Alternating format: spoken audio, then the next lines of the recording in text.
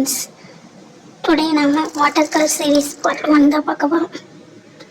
இந்த water colour painting இவ்வளோ சூப்பரான ரிசல்ட் வரணும்னு நான் எதிர்பார்க்கவே இல்லை.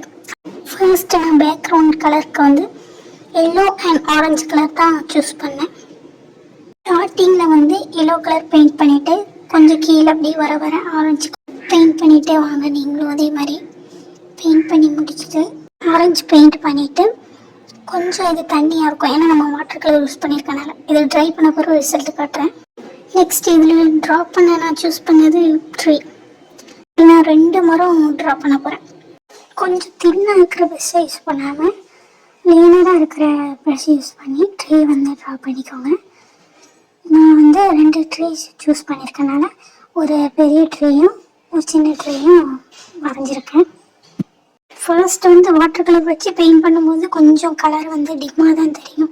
நம்ம வந்து கொஞ்சம் டபுள் கோட்டிங் கொடுத்தோம்னா நல்ல திக்னஸாக கிடைக்கும். இப்போ வந்து அந்த லீவ்ஸ்க்கு தின் ப்ரெஷ்ஷை வச்சு லைட்டாக டேப் பண்ணிக்கிறேன். டேப் பண்ண பிறகு நம்மளுக்கு வந்து லைட்டாக கோட்டிங் தான் தெரியும். ஃபர்ஸ்ட்டு நான் வந்து லைட் கோட்டிங் கொடுத்துட்டு 2 ட்ரீக்கும் லீவ்ஸும் கரெக்டாக வரைஞ்சி முடித்த பிறகு டபுள் கோட்டிங் கொடுத்தீங்கன்னா பர்ஃபெக்டான ட்ரீ ஷேப் கிடச்சிடும். ஃபுல் ட்ராயிங்கையும் கம்ப்ளீட் பண்ணிவிட்டு டபுள் கோட்டிங் கொடுத்துட்டு பாருங்கள், ரியலான ட்ரீ மாதிரியே இருக்கும். டபுள் கோட்டிங்கில் தான் அது கொஞ்சம் பர்ஃபெக்டான ட்ரீ கிடைக்கும். This is the final output. கீழே வந்து நம்ம பிளாக் கலர் யூஸ் பண்ணி லைட்டாக அந்த ஃபுல் எஃபெக்ட் கொடுத்துக்கலாம். இந்த ட்ராயிங் எப்படி இருந்துச்சுன்னு கமெண்ட்டில் சொல்லுங்கள். இதுக்கு எவ்வளோ ரேட்டிங் கொடுப்பேன்னு சொல்லுங்கள்.